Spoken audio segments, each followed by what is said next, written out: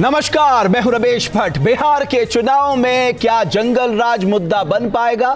प्रधानमंत्री से लेकर गृह मंत्री ने तक जंगल राज की बात कही। समस्तीपुर की रैली में बाकायदा प्रधानमंत्री ने लालू के जंगल राज पे तंज कसा, तो वहीं तेजस्वी ने क्राइम और करप्शन के लिए जीरो टॉलरेंस की नीति अपनाने की बात कही है। बावजूद इसके क्या तेजस्वी यादव जंगल राज के भंवर से बाहर निकल पाएंगे? दरअसल बीजेपी तेजस्वी के इर्द गिर्द एक ऐसा चक्रव्यूह बुन रही है जिससे बाहर निकलना आसान नहीं है। अगर निकल गए तेजस्वी तो उनकी ये महारत कही जाएगी। आज की चर्चा के हमारे 4 सवाल हैं। क्या लालू का जंगल राज अब तेजस्वी उसके वारिस, जैसा कि बीजेपी आरोप लगा रही है? महागठबंधन के खिलाफ सबसे बड़ा मुद्दा जंगल राज बनेगा? क्या 90 के दशक का खौफ दिखाकर बीजेपी वोट हासिल कर पाएगी? और क्या बिहार चुनाव सुशासन वर्सेस जंगल राज के बीच होने जा रहा है, जैसा कि बीजेपी दावा कर रही है? इसी पे चर्चा करने के लिए मेरे साथ 4 खास मेहमान न्यूज नेशन के मंच पे जुड़ रहे हैं। डॉक्टर धनंजय गिरी, भारतीय जनता पार्टी के प्रवक्ता; डॉक्टर संजय कुमार, जनता दल यूनाइटेड से; अजय पासवान साहब, कांग्रेस से; आरजू खान साहब, प्रवक्ता आरजेडी। आप चारों का बहुत बहुत स्वागत और धन्यवाद। डॉक्टर धनंजय गिरी, मैं आपसे शुरुआत करना चाहूंगा। ये जो जंगल राज है, आपको लग रहा है कि इसको बार बार दोहराने से जनता उस दौर को याद करके वोट आपके पक्ष में डालेगी? आपको लगता है आपकी ये रणनीति आपके पक्ष में आएगी? देखिए, हमारी ऐसी कोई रणनीति नहीं है। ये नियति से बिहार को बचने की हम कोशिश करते हैं कि जो नियति बिहार की बन चुकी थी, और ये कोई चुनावी मुद्दा नहीं है, ये जनरल बातें हैं। बिहार में हर व्यक्ति, ये कोई कागजी बातें नहीं है, ये भोगा हुआ यथार्थ है। आज से 20 साल पहले की पीढ़ी ने जिस यथार्थ को भोगा है, जो घटनाएं घटी हैं, जो बच्चियों का सड़क पे निकलना मुश्किल हो जाता था, जो दिन दहाड़े गोलियों की धाएं धाएं हुआ करती थी, जहां अपराध ही सर चढ़कर बोलता था, उस दौर से बिहार को निकाल करके जो लाया गया है, वो एक दौर था जब न रानी सुरक्षित, न मेहतरानी सुरक्षित, न महारानी सुरक्षित, जब कोई सुरक्षित नहीं था। जब आईएएस बीवी विश्वास की पत्नी चंपा विश्वास का सालों साल बलात्कार होता रहा, और ये सुप्रीम कोर्ट ने इस मामले में वर्डिक्ट दिया है। जब चीफ जस्टिस बसाक साहब ने गवर्नर को पत्र लिखा कि मुझे अपनी जान का खतरा महसूस हो रहा है, जब कोर्ट ने कहा इट्स जंगल राज इन बिहार, हम उसी की बात कर रहे हैं। जब आप अभी प्रोमो चला रहे थे कि तेजस्वी जी, देखिए, पिता के हर पुण्य और पाप का भागी उसका पुत्र होता है, लेकिन प्रहलाद नहीं हुआ, हिरण्यकशिपु का पुत्र। ये तो आप सही बात नहीं कह रहे। पिता के पुण्य और पाप का भागी बेटा कैसे होगा? भाई, हम अपने कर्मों से अपना प्रारब्ध भी लिखते हैं ना। हम तो अपने जो जस करे है उस फल चाखा, जो जैसा करेगा उसको वैसा फल मिलेगा। बिल्कुल भट्ट साहब, लेकिन इसको पूरा कर लेने दीजिए। बाढ़े पूत पिता के धर्म में, खेती उपजे अपना कर्म। अगर हिरण्यकशिपु का पुत्र प्रहलाद है, तो प्रहलाद ने हिरण्यकशिपु की काली सूरी सारी करतूतों से अपने आप को किनारा कर लिया। तो मैं आपको वाल्मीकि जी का उदाहरण दे देता हूं। वाल्मीकि जी जब अपने परिवार के पास गए, उनके परिवार से उन्होंने पूछा, साहब आप मेरे अपने परिवार के पास इस कर्म में मेरे भागीदार बनेंगे? उन्होंने साफ मना कर दिया। भाई, तभी तो रामायण की रचना हुई ना। अगर आप एग्जाम्पल दे रहे हैं, मैं भी आपके पक्ष में एक एग्जाम्पल दे रहा हूं। मैं उसी बात को कंप्लीट कर देता हूं। वाल्मीकि के तब से निकला ये वरदान, भावना होनी चाहिए, मरा कहो या राम, और उंगली मार बुद्ध के सामने गए और सब कुछ छोड़ दिया।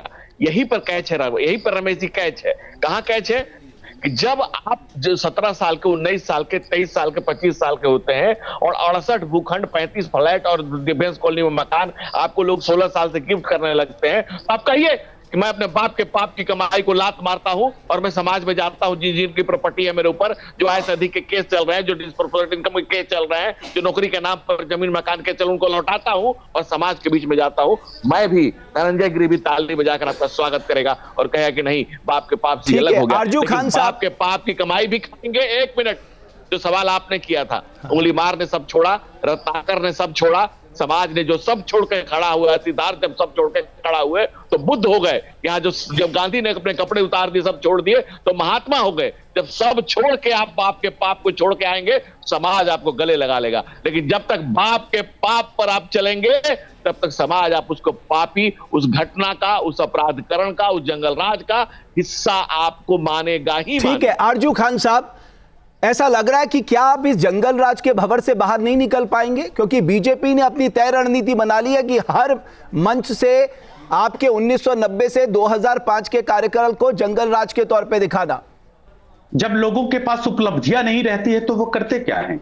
वो अतीत में जाते हैं और अपना राजनीतिक जो बदनुमा, जो उनका चेहरा है ना, जो दागदार, उसको छिपाने की कोशिश करते हैं और वो कहते हैं जंगल राज। मैं कहता हूं कि बिहार प्रदेश में मुजफ्फरपुर बालिका गृह कांड होता है, जमीन खोदे जाते हैं और जमीन से स्केलेटन निकलते हैं, कंकाल निकलते हैं, लेकिन वो बच्ची डबल इंजन की सरकार में बरामद नहीं होती है।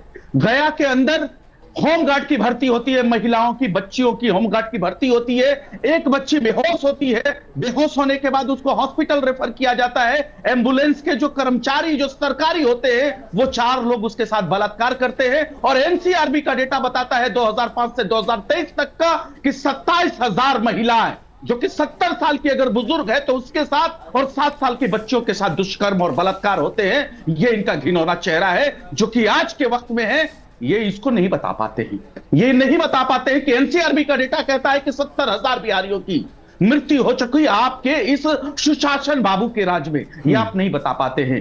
1 लाख लोगों के, बिहारियों के अपहरण हो चुके हैं एनसीआरबी के डेटा के हिसाब से, वो आप नहीं बता पाते। ये आपकी उपलब्धि है, ये आपकी उपलब्धि है। तो आप करेंगे क्या? जंगल राज पे जाइएगा, नहीं, प्रशिक्षण फैलाइएगा? आरजू खान साहब, आरजू खान साहब, अंतर ये है कि 1990 से 2005 में जितने भी क्राइम होते थे, मैं NCRB, national crime record bureau के आंकड़े पे भी आऊंगा, मैं Bihar state record crime bureau पे भी आऊंगा, लेकिन तब उन लोगों को सत्ता का सीधे संरक्षण प्राप्त था। अरे कोई अपराधी किसी का किडनैप कर सकता है क्या जब तक सत्ता का संरक्षण प्राप्त ना हो? ये किसी से बात छिपी है आरजू खान साहब। आप कैसे डिफेंड करेंगे 1990 से 2005 को? सत्ता संपोषित संरक्षित बिहार प्रदेश में कैसे अपराध होते हैं, मैं उसका जवाब देता हूं। आनंद मोहन को कानून में संशोधन करके निकाला जाता है। यह है सत्ता संरक्षित और सत्ता संपोषित अपराध। ये अनंत सिंह कौन है जी, जो 200 राउंड गोलियां चलाता है? आप जैसे मीडिया के लोग जाते हैं और उनसे बाइट देता है देश के संविधान, देश की ताकत बाबा भीमराव अंबेडकर की, कि वो जेल के सलाखों में 2 दिन के बाद अपने आप हैंडसअप करने जाता है। ये तो है सत्ता संरक्षित, सत्ता संपोषित अपराध। बिहार प्रदेश में शराब बंद है। 3 लाख बच्चे बिहार सरकार के आंकड़ा से, जो कि डिलीवरी बॉय बनते हैं, जो दलित पिछड़े वर्ग से आते हैं, वो जेल की सलाखों के पीछे हैं। कहां है वो माफिया, जो शराब माफिया है? एक का भी नाम बता दीजिए। ठीक है, इनके पास हिम्मत। ठीक है, डॉक्टर धनंजय गिरी को आप जवाब देने दीजिए ना, आपको सुन लिया उन्होंने। डॉक्टर धनंजय गिरी, आपसे सवाल है सारे। आप कह रहे हैं कि साहब इनका जंगल राज था, वो कह रहे साहब नेशनल क्राइम रिकॉर्ड ब्यूरो के आंकड़े दे दीजिए, अपराध आपके उसमें भी कम नहीं था। पत्रकार महोदय, अभी तो मैंने पत्रकार महोदय शुरुआत की है। बिहार प्रदेश में नीट पेपर लीक होता है, बीपीएससी पेपर लीक में होता है, लेकिन उसके माफिया कोई पकड़े जाते हैं क्या? अरे बिहार प्रदेश में चूहा जो है हजारों लाख लीटर विदेशी शराब पीता है, ये बिहार प्रदेश के पुलिस के फाइलों में है। ये कौन सा सवाल का जवाब देंगे, जरा सा ये बताएंगे क्या? अरे बिहार प्रदेश की जनता जानती है कि ये बलात्कारी हैं, ये अपराधी हैं, इसीलिए 20 सालों से बैसाखी का सहारा बने। अभी मैं आपको एग्जांपल गिनाने लग जाऊं तो आरजू खान साहब, आरजू खान साहब, यही है जनता, आरजू खान साहब, कि आपको चंद्रेश्वर प्रसाद के 3 बेटों के साथ क्या हुआ ये किसी को नहीं पता क्या? ये भी सबको याद है। चंद्रेश्वर प्रसाद के 3 बेटों के साथ क्या हुआ ये पूरे बिहार को क्या, पूरे देश को पता है। हमको याद है, इसीलिए तो हम कहते हैं हुलास पांडे इनके दामाद या फूफा हैं। ये हुलास पांडे कौन है, पप्पू पांडे कौन है, आनंद मोहन कौन है, अनंत सिंह कौन है? ये क्या किसी मंदिर का? ठीक है, अभी डॉक्टर धनंजय गिरी आपको जवाब दे रहे। डॉक्टर धनंजय गिरी, चर्च का पादरी है? ये सवाल आज मैं करना चाहता हूं 2025। ठीक है, अभी डॉक्टर धनंजय गिरी जवाब दीजिए। ठीक है आरजू खान साहब। मुझे सबसे बड़ी बात है भट्ट साहब, मुझे शब्दों पर बड़ी आपत्ति है। अगर आपके बौखलाहट है या आप गिरी हुई भाषा के, गिरे हुए लोग हैं, गिरी हुई मानसिकता है, तो कौन किसका दामाद है, कौन किसका बेटी है, कौन किसका बेटा है, ये रिश्ते नाते घर में तय करते रहिएगा। गंदी ओछी हरकतें करनी है, गंदी भाषा बोलनी है तो विजय शाह को बोलना चाहिए था ना, विजय शाह डिस्कनेक्ट हो रहा हूं। समझा देनी चाहिए थी, विजय शाह जी को ये बात समझानी चाहिए थी ना। अपने समय में बोला करो, अपने समय में बोलिए। और मैं अगर आप गलत कुछ कहिएगा तो जवाब तो देना पड़ेगा ना। या भट्ट साहब आप एंकरिंग नहीं कर सकते हैं तो फिर मैं छोड़ देता हूं। नहीं बोलिए, if you are not able to do anchoring, if you are not able to do anchoring, please leave me। नहीं, जब मैं एंकर से मुखातिब हूं तो बीच में कोई पैनलिस्ट कैसे बोल रहा है? मैं एंकर से बात करूंगा ना। पैनलिस्ट आरोप लगाए, एंकर पूछेगा, एंकर को जवाब दूंगा मैं मैं पैनलिस्ट को जवाब देने के लिए नहीं बैठा हूं। अरे साहब, वो भी तो आपसे बात कर सकते हैं ना, वो भी तो आपके। हाँ ठीक है, उन्होंने बोला कि साहब सुनिए डॉक्टर धनंजय गिरी, भट्ट साहब, हाँ प्लीज भट्ट साहब, गिरो तो उस झरने की तरह गिरो जो गिर करके अपना सौंदर्य रखो। इतना गिर जाओगे और गिरे हुए दल के प्रवक्ता हो तो गिरी हुई बातें ही करोगे, क्यों किसके रिश्ते किससे एक मिनट आरजू खान साहब, एक बार रुक जाइए, उनको पूरा करने दीजिए, मैं आ रहा हूं। गिरे हुए दल के प्रवक्ता तो वो है जिसमें देश के सबसे ज्यादा बलात्कारी हैं, जिसमें देश के सबसे ज्यादा बलात्कारी और भ्रष्टाचारी जिसको देश के प्रधानमंत्री ने कहा, वो आपकी पार्टियों में है। आप आरजू खान साहब एक एक करके बात कर लेते हैं ना, आपने अपने बारे में बोला तब डॉक्टर धनंजय गिरी नहीं बोले, तो अभी आप भी सुन लीजिए, उन्हें कंप्लीट करने दीजिए। मैं डॉक्टर संजय कुमार के पास जाऊंगा, उसके बाद डॉक्टर धनंजय गिरी आप अपनी बात पूरी कर दीजिए। ठीक है आरजू खान साहब, अभी आपको रुकना होगा। देश के सारे बलात्कारी, सारे भ्रष्टाचारी। अरे सर, आप तो टेलीविजन में भी इतने आक्रोशित हो रहे हैं, एक मिनट रुक जाइए आरजू खान साहब। डॉक्टर गिरी आप जवाब दे दीजिए। देखिए, मैं मानता हूं कि ये हार होने जा रही है, ये हार रहे हैं। हार के हलहलाहट है, अकुलाहट है, बलबलाहट है, बिलबिलाहट है, लेकिन कोई बात नहीं, राजनीति में तो चलते ही रहता है। आप जनता आपके जंगल राज को नहीं स्वीकार कर पा रही है और चरवाहा विद्यालय के आपके डाटा को भी जनता चाटने के लिए तैयार नहीं है, उठाकर फेंक चुकी है। भाई, जब एक समय में अपहरण को उद्योग का दर्जा था, और मैं नहीं कहता हूं ये सुभाष यादव और साधु यादव कोई आरोप प्रत्यारोप नहीं है। राबड़ी देवी मुख्यमंत्री थी, लालू यादव मुख्यमंत्री थे, उनके साले और उनके भाई कह रहे हैं कि उस समय अपहरण के उद्योग की जो डील होती थी वो मुख्यमंत्री के निवास से होती थी। मैं तो नहीं कह रहा हूं, ये तो परिवार का आदमी कह रहा है जो उस समय के इसके प्रत्यक्षदर्शी था। अब उस पर आप क्या पेबंद लगाएंगे जब शट एंड ओपन केस है, जब खुला खेल फर्रुखाबादी चलता था, जब आपके समय के शिवानंद तिवारी ने कहा था कि तू लूटा हमू लूटी, लूटे के आजादी बा, जब मशीन कोबाल्ट मशीन घोटाला, चारा घोटाला, अलकतरा घोटाला, दवा घोटाला, और सबसे बड़ी बात आरोप प्रत्यारोप नहीं है, हम उसमें कहीं नहीं थे, न 3 में 13 में सरकार में आप थे, जांच आपके समय शुरू हुई, केंद्र में कांग्रेस की सरकार थी, समर्थन आपका था, जेल आप गए, यानी कि इट इज ओपन केस। ठीक है डॉक्टर संजय कुमार साहब, जब हम क्राइम की बात कर रहे हैं, ये भी नेशनल क्राइम रिकॉर्ड ब्यूरो ने 2015 से 2024 तक का जो आंकड़ा मैं रख रहा हूं, तो बिहार में क्राइम इंक्रीज हुआ 80.2% से। तो ऐसा नहीं है कि क्राइम सिर्फ 1990 से 2005 तक ही था, क्राइम इस दौर में भी बढ़ा है साहब। मैं समझ गया आपकी बात। क्राइम जो इस राज्य में हो रहा है वो पूरे देश में और पूरे विश्व में होता है ना। क्राइम को ये कानून बनते हैं, कानून तोड़ने वाले लोग हैं। फर्क क्या है ये समझिए। फर्क ये है कि जो इनके राज में क्राइम हुआ उस समय सब कुछ कंट्रोल होता था सीएम हाउस से, और नीतीश जी के समय में रूल ऑफ लॉ एस्टैब्लिश हुआ। रूल ऑफ लॉ जहां पर कानून अपनी प्रक्रिया पूरी करती है और जहां पर कानून अपने हाथ में लेकर सब कुछ खुद मुख्यमंत्री चलाते थे। आज आपने कुछ दिनों से सुना होगा, फिर से ये रिपब्लिक टीवी पर अर्नब गोस्वामी जो है वो बार बार चला रहे हैं कि शहाबुद्दीन जो है जब जेल में थे और लालू यादव जी मुख्यमंत्री थे तो वहां से बात कर रहे हैं और ये कह रहे हैं जरा सिवान के देखी, सिवान में बहुत डिस्टरबेंस भाई, पुलिस वाला बहुत तकलीफ करता है ना वहां पर। तो वो रूल ऑफ लॉ नहीं था ना। ये अंतर है, ये अंतर को समझना सबसे ज्यादा जरूरी है। आरजू खान जी खामखा परेशान हो रहे हैं, लेकिन ये परेशान इसलिए हो रहे हैं, डॉक्टर संजय कुमार आपकी बात सही है, मैं आपकी बात मानता हूं, लेकिन आप मुझे बताइए ना, अनंत सिंह, धूमल सिंह, हुलास पांडे, अमरेंद्र पांडे, आनंद मोहन, ये कौन लोग हैं भाई?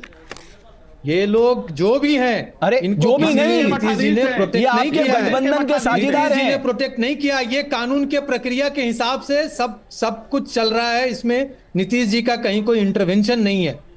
जब हमारे नेता का कहीं कोई इंटरवेंशन नहीं है, जहां पर रूल ऑफ लॉ चल रहा है, वहां पर ये फर्क समझना बहुत जरूरी है। ये फर्क जब तक ये नहीं समझेंगे, आज इनकी बौखलाहट इसलिए है क्योंकि ये आज फिर से ये 20 साल से इनको गलत कमाई जो ये करने की इनकी आदत थी वो बंद हो गई। इनके नेता की भी बंद हो गई, इन लोगों की बंद हो गई।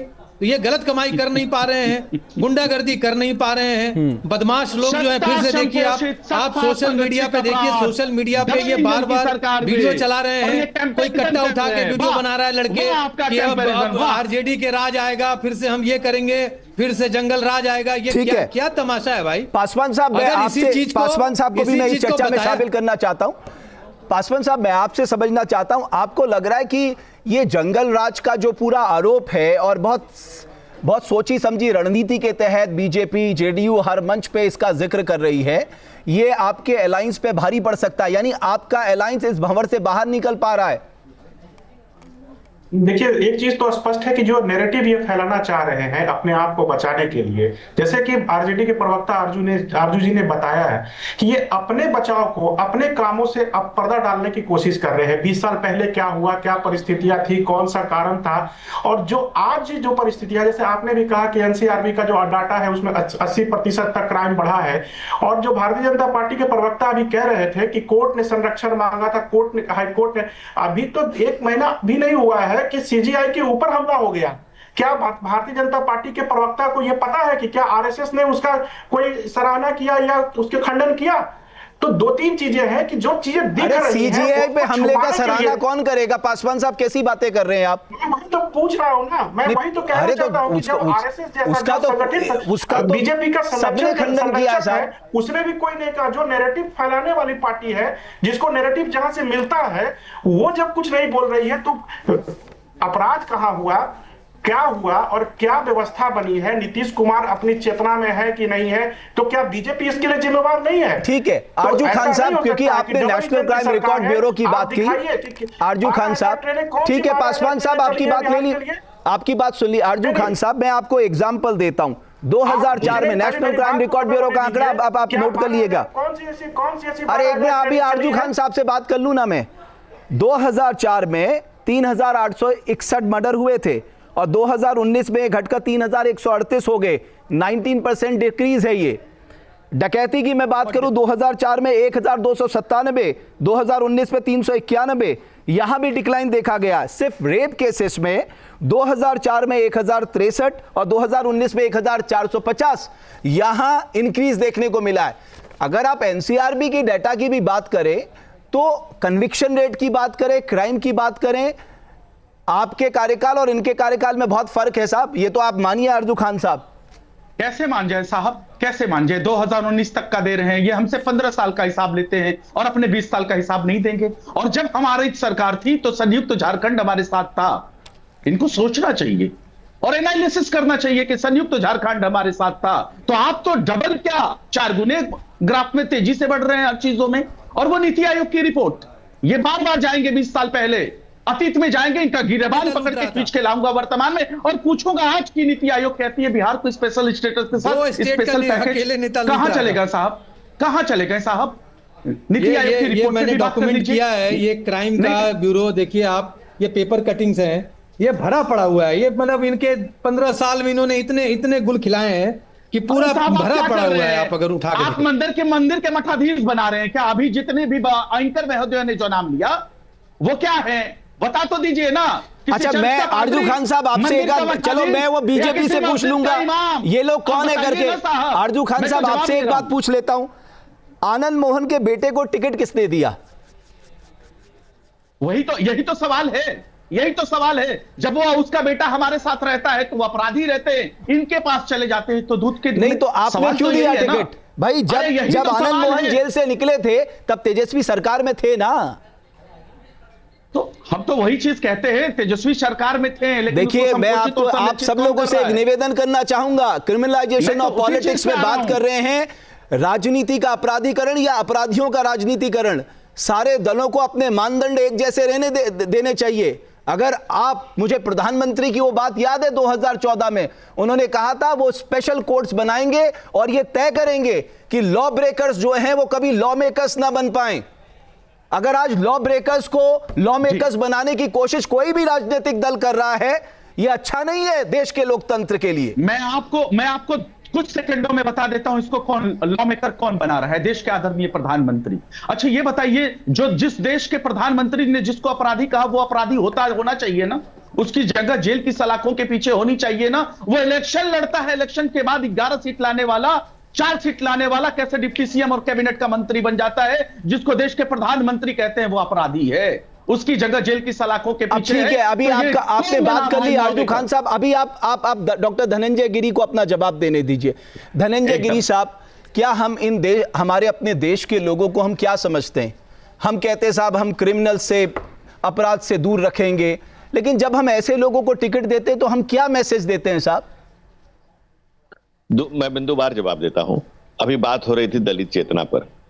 इस देश में पहले बाबा साहब डॉक्टर भीमराव अंबेडकर को 74,000 वोट इनवैलिड करके 14,000 वोट से हराने वाली कांग्रेस पार्टी भी अगर दलित चेतना की बात करती है तो बड़ा दुख की होता है।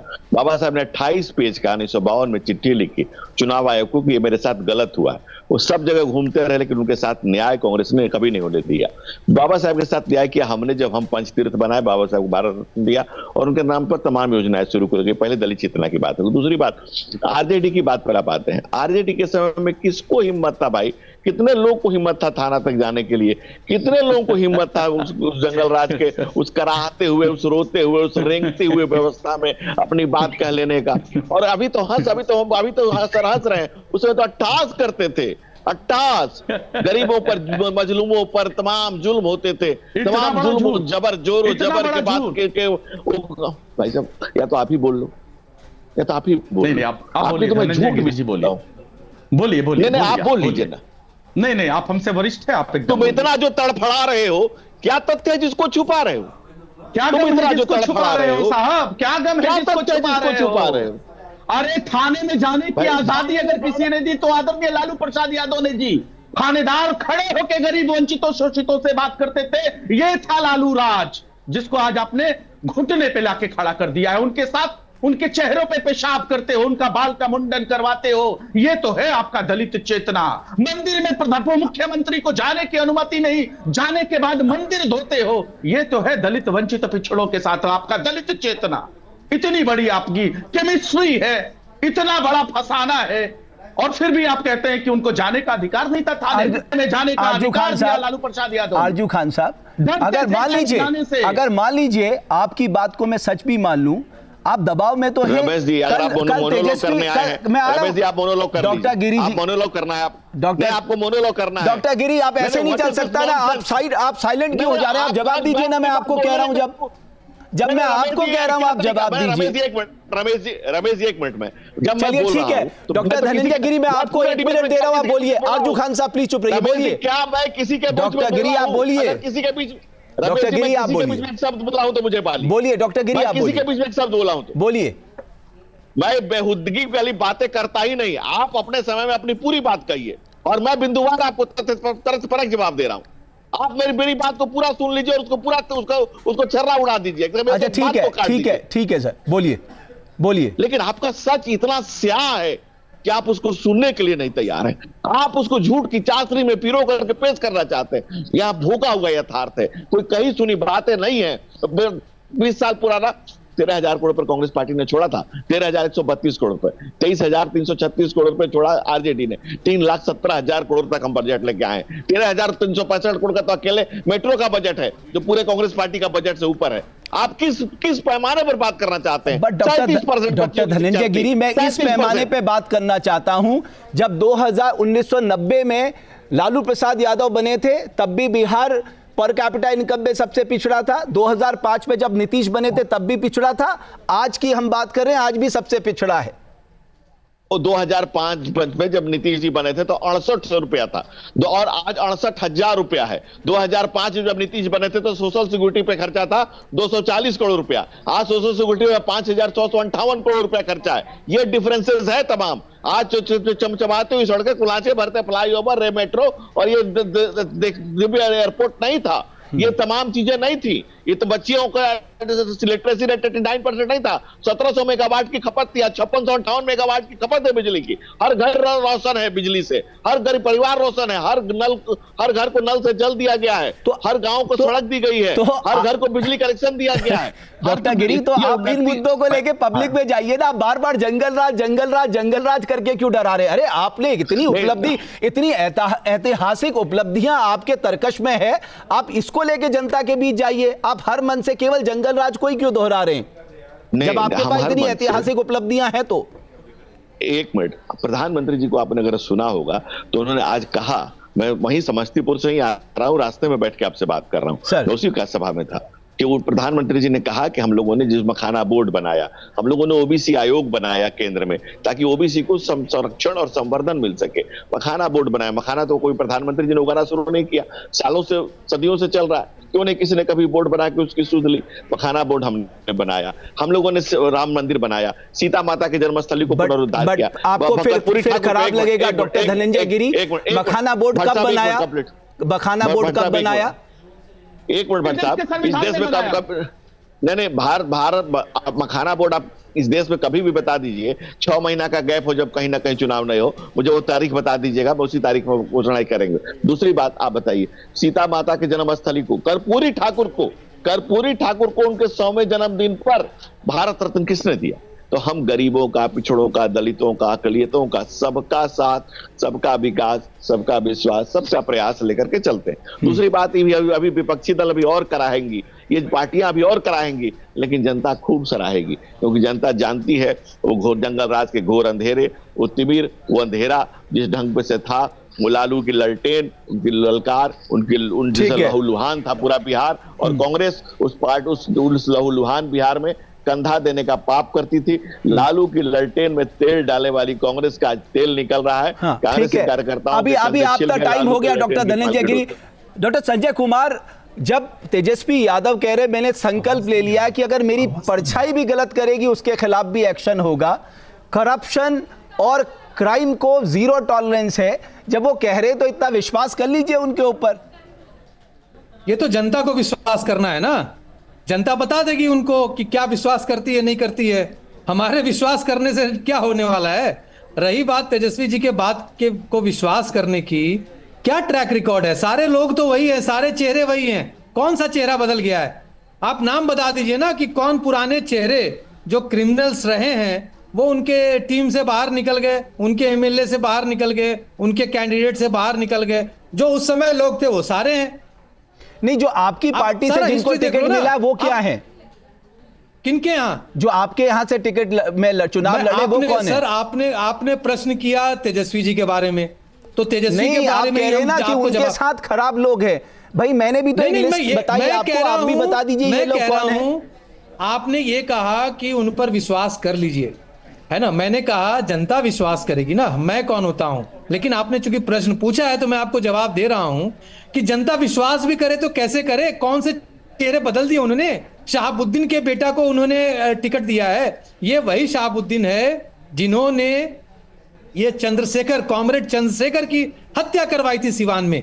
ये कम्युनिस्ट पार्टी इतने लेवल इनकी गिर चुकी है, और कांग्रेस पार्टी की, इनको सब पता है। कम्युनिस्ट पार्टी वाले फिर भी हाथ मिला के इनको सीएम फेस बना रहे हैं। ऐसे कॉमरेड को भूल गए जो कॉमरेड इनका झंडा लहराता था, जेएनयू में प्रेसिडेंट था और बिहार में आके राजनीति करना चाहता था। वो युवा को इन्होंने मरवा दिया, उसके बाद सब कुछ उस पर पानी डल गया, और आज उसी के पुत्र को ये लोग आगे कर रहे हैं। ऐसे लोग पुराने लोगों को आगे कर रहे हैं, तो कैसे लोगों को विश्वास होगी? आप बताओ ना। नहीं तो लोगों को पूछो जरा आरजू खान जी से, नहीं मैं कैसे विश्वास करें? मैं उनसे पूछता। आरजू खान साहब हैं क्या हमारे साथ?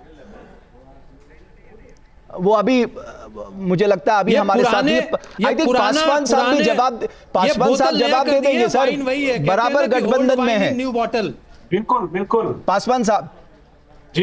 देखिए, मैं 2-3 चीजों को बोलूंगा। जैसे धनंजय गिरी जी बोल रहे थे दलित चेतना की बात है, वो भूल गए 1952 की बात बता रहे थे। वो भूल गए कि जिस तरह से अंबेडकर का अपमान अमित शाह ने किया था कि आप इतना अगर अंबेडकर का नाम लेते हो, अगर भगवान का नाम लेते तो स्वर्ग चले जाते। दूसरा है कि कर्पूरी ठाकुर की बात कर रहे थे कि 100 साल होने पे, ये वही कर्पूरी ठाकुर है ना जिन्होंने जब ओबीसी को आरक्षण देने की बात की थी तो भारतीय जनता पार्टी वाली सरकार जो थी उन्होंने समर्थन वापस ले लिया था। और ये बात कर रहे थे शहाबुद्दीन के बेटों को लेकर, ब्रह्मेश्वर मुखिया का जो हत्या के आरोपी है, उनके बेटा को टिकट किसने दिया है? भाजपा ने दिया है या जदयू ने दिया है? तो ये सारी चीजें जो है ना, ये खुद घिरे हुए हैं चारों तरफ से। ना केवल इनका चाल चरित्र और चेहरा, ये तमाम चीजें सामने आ रही है। बिहार पलायन से, बेरोजगारी से, जो तमाम मुद्दे हैं उनको ये दबाने की कोशिश कर रहे हैं। अपराध का क्या है? अभी देखिए, ये जो नीट परीक्षा घोटाला हुआ उसका आरोपी जो है उसके ऊपर चार्जशीट तक नहीं हुआ। इसके लिए जवाबदेही कौन देगा? इसके लिए कौन जवाबदेह होगा? सरकार देगी या विपक्ष देगा? तो कई ऐसी चीजें हैं जिनका इनके पास उत्तर नहीं है। छठ महापर्व है इस बिहार का। प्रधानमंत्री और शायद रेल मंत्री ने यह कहा है कि 12,000 ट्रेनें दी हैं। जाकर देख लीजिए पटना जंक्शन और बिहार का जो अलग अलग स्टेशन है, वहां 12,000 में कितने हजार ट्रेनें हैं, वो आंकड़े तो प्रस्तुत करिए। जिस तरह से ये सब लोग आंकड़ों की कालाबाजारी करते हैं, जिस तरह से ये कालाबाजारी, पहले खेती होती थी, धान होता था, चावल होता था, और ये आंकड़ों के कालाबाजारी करते हैं। इनके पास अर्जुन खान साहब आ गए हमारे साथ। इतने लंबे लंबे आंकड़े होंगे कि आप उसमें स्तब्ध रह जाइएगा और आपके पास अर्जुन खान साहब, मैं समझता हूं डॉक्टर संजय आपसे कोई सवाल करना चाहते हैं। डॉक्टर संजय आप पूछ लीजिए, मैं आ रहा हूं। डॉक्टर गिरी मैं आ रहा हूं आपके पास। डॉक्टर संजय आप अर्जुन से कुछ कह रहे थे।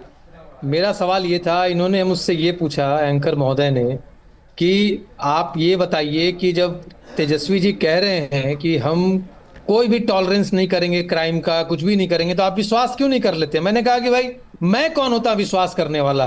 वो तो वोटर तय करेगा ना, ये जनता तय करेगी।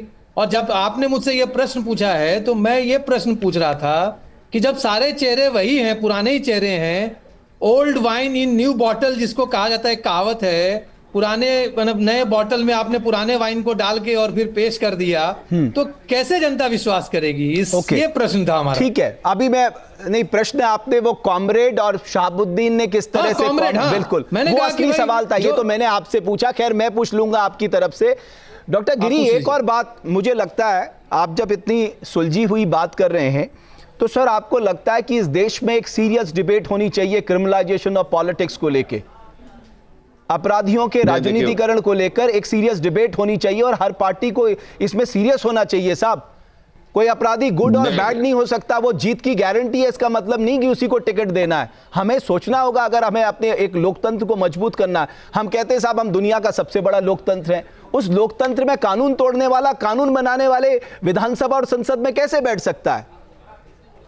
रमेश जी, इसी बात पर आता हूं, लेकिन उसके पहले एक फैक्ट बता दूं कि जब कर्पूरी ठाकुर ये बिल लेकर के आए तब कैलाशपति मिश्रा जी जनसंघ के तरफ से वित्त मंत्री थे, और वित्त मंत्री ही किसी बिल को अप्रूवल के बाद उसके फंड एलोकेशन करता है, और वो जो बिल था वो जनसंघ के सहयोग से कर्पूरी ठाकुर जी ने पास किया था। उसके बाद कर्पूरी ठाकुर जी के पुत्र भी हमारे साथ लगातार राजनीति में है। उस विरासत को, उस सियासत को, पिछड़ों के दर्द को या बाबा साहब की पीड़ा को लेकर के कोई चल रहा है तो भारतीय जनता पार्टी चल रहा है। विषय पे आते हैं, जो आपने कहा, ये कांग्रेस पार्टी ने लालू यादव का पहले ही कैबिनेट से पास किया था कि कोई भी अपराधी, कोई भी क्रिमिनल किसी भी समय राजनीति में आ सकता है। आपको याद होगा कि राहुल गांधी की ये युवा छवि बनाने के लिए उन्होंने आकर के इस बिल को फाड़ा था। कॉन्स्टिट्यूशन क्लब नई दिल्ली में मनमोहन सिंह गवर्नमेंट के कैबिनेट को फाड़ा और लालू यादव को जेल जाने और राजनीति में आने का रास्ता, जेल जाने और राजनीति में आने का रास्ता वहां से बंद नहीं। लेकिन वो पारित कहाँ हुआ? एक मिनट, वो पारित तो नहीं हुआ ना? नहीं, अब उसी समय वो पारित हुआ ना, वो ऑर्डिनेंस आया था ना, मनमोहन सिंह एक ऑर्डिनेंस लाना चाहते थे लालू प्रसाद यादव को बचाने के लिए। सर वो तो आज भी लागू है। सुप्रीम कोर्ट ने कहा है कोई भी व्यक्ति जिसको 2 साल से ज्यादा की सजा मिलती है ऑटोमेटिकली उसकी जो मेंबरशिप है वो चली जाएगी। ये तो आज भी कानून एग्जिस्ट करता है इस देश में।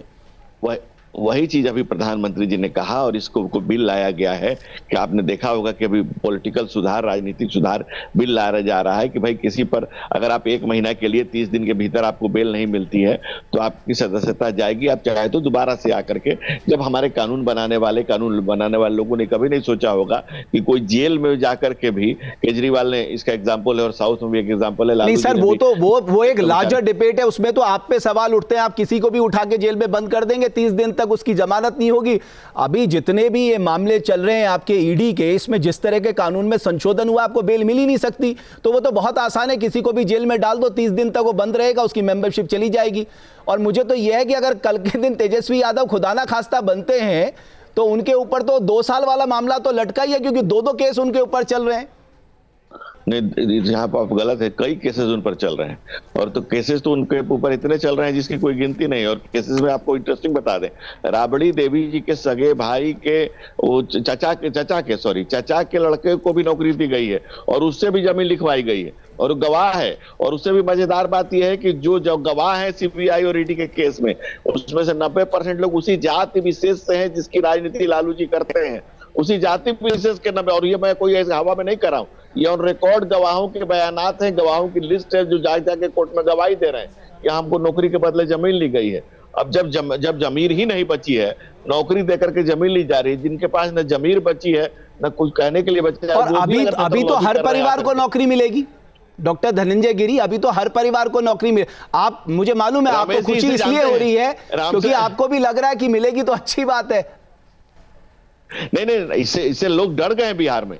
लोगों को लगता है कि हमारी जमीन मकान भी नहीं छोड़ोगे क्या। बिहार में एक 3000 साल पहले डकैत हुआ रमेश जी, 3000 साल पहले एक डाकू हुआ, उसका नाम था उंगली बार, जिस पर आप चर्चा कर रहे थे। लेकिन शायद आपको नहीं पता होगा, मैं आपको रिकॉर्ड भेज दूंगा। मगध के रिकॉर्ड में उस व्यक्ति का मां बाप ने नाम रखा था अहिंसक नाम था उसका सरकारी रिकॉर्ड में। बिहार में उसी तरह से एक परिवार हुआ जिसने नाम दिया सामाजिक न्याय, लेकिन सामाजिक न्याय के नाम पर उसने पारिवारिक आय जमा की और दूसरों की जमीन, मकान, घर द्वार, गहना। अरे सर, अभी आपने पूरी कहानी अंगुली मार के इर्द गिर्द घुमा दी। जब अंगुली मार महात्मा बुद्ध के कहने पे बन सकता है तो भाई दूसरे लोगों के जीवन में भी तो बदलाव आ सकता है। आप ये क्यों मान के चल रहे हैं कि 1990 से 2005 में जो हुआ वो आगे भी होगा? हो सकता है आज की वास्तविकता अलग है।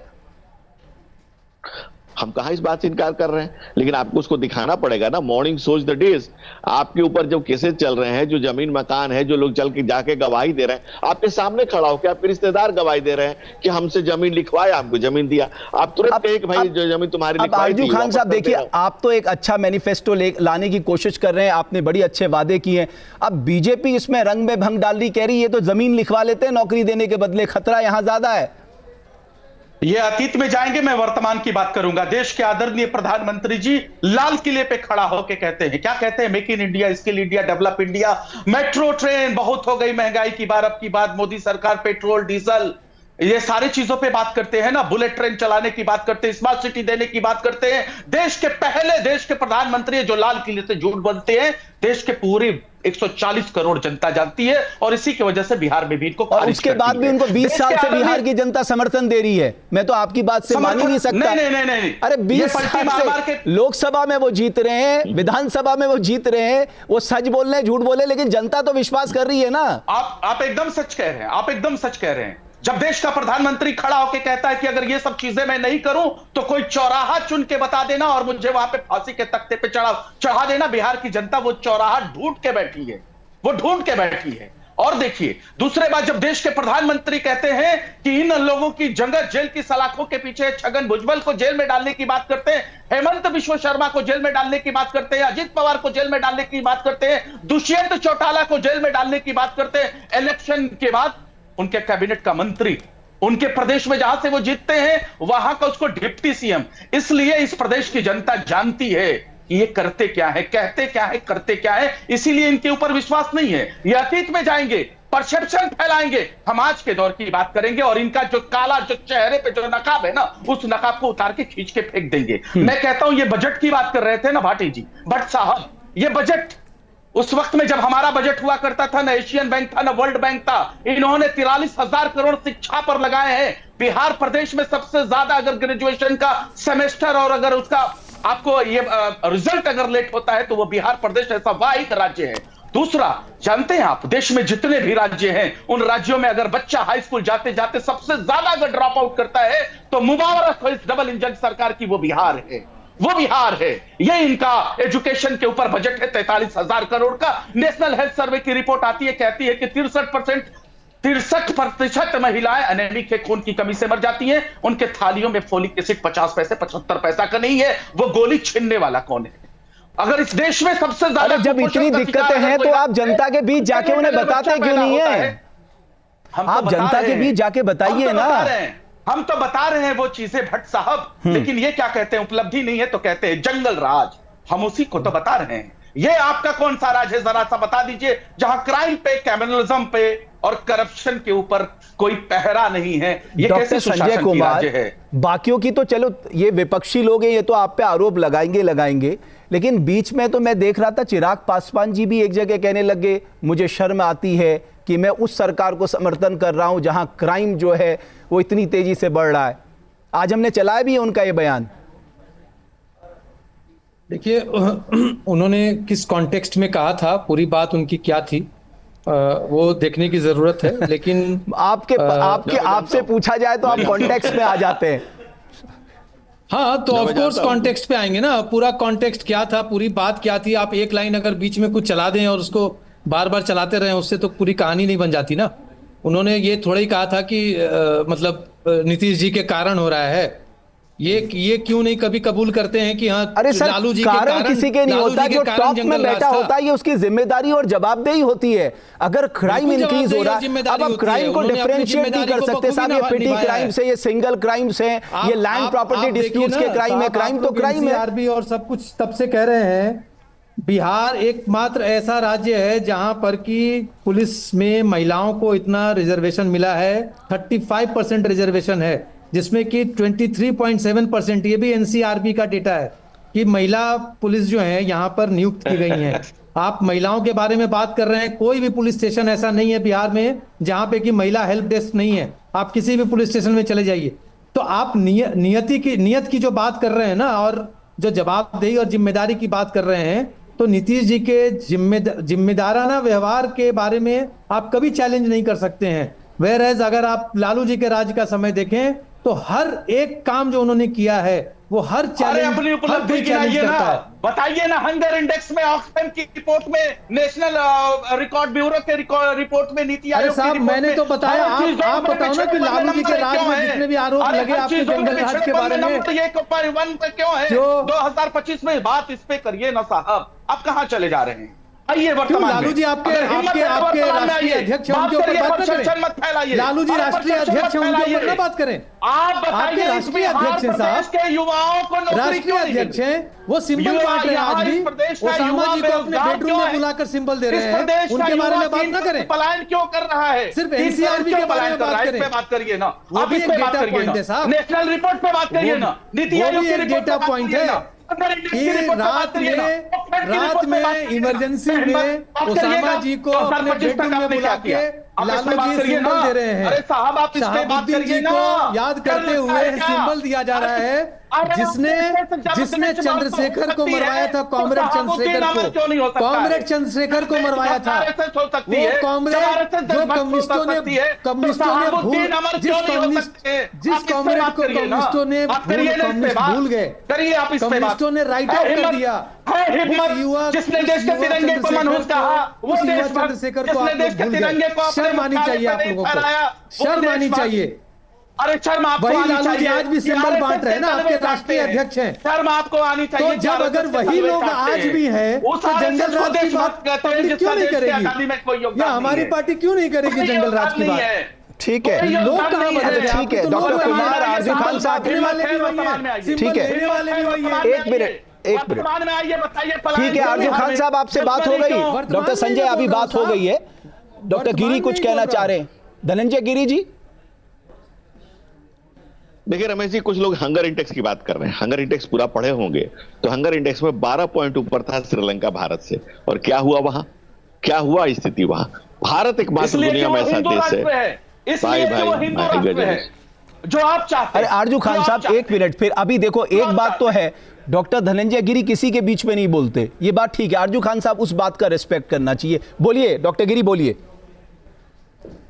देखिए, अब मैं कहूंगा तो आप हिंदू मुस्लिम करने लगेंगे हैं। आप हिंदू राष्ट्र से आपको समस्या है? आप सामने कह रहे हैं कि हिंदू राष्ट्र इसलिए समस्या है। संविधान को समस्या है, देश के संविधान को समस्या है। आप देश के संविधान को धक्का बता के हटाना चाहते हैं क्या? इस बात पे समस्या है। कहां से कहां जा रहा है रमेश जी? हाँ ठीक है रमेश जी, क्या मैंने कोई बात कही थी? अरे एक मिनट आरजू खान साहब, अरे पासवान साहब कहां से कहां नहीं जा रहा है। आरजू खान साहब कह रहे हैं, आपके सहयोगी। अबे सुन तो लो भाई। हाँ बोलिए डॉक्टर गिरी, बोलिए। जो है वो उसके मन में कितनी हिकारत है मुल्क के प्रति और देश के हिंदुओं के प्रति कितनी हिकारत से भरा हुआ है वो आदमी। सुन तो लो उसकी बात, कम से कम सुन तो लो, सुन तो लो उसकी बातें। लेके देश के लोगों को अखंड कमाल आदमी, किसी की बात ही नहीं सुनते ये कमाल आदमी। सर ये भी एक रणनीति का हिस्सा है, अपना ही बोलो, दूसरे का मत सुनो। बस ये तो कोई बात ही नहीं है ये तो। चलिए, बहरहाल मेरे पास समय समाप्त हो गया। आप चारों मेहमानों का बहुत बहुत शुक्रिया। तो कुल मिलाकर देखना दिलचस्प होगा, क्या जंगल राज जो है वो बीजेपी को बिहार चुनाव में वोट दिलवा पाएगा। हमारी चर्चा में आज के लिए बस इतना ही।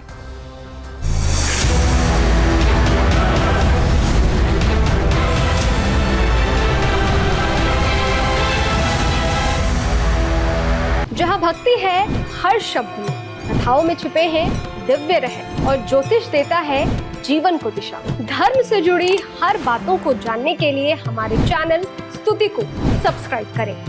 चैनल पर जाने के लिए इस लिंक पर क्लिक करें।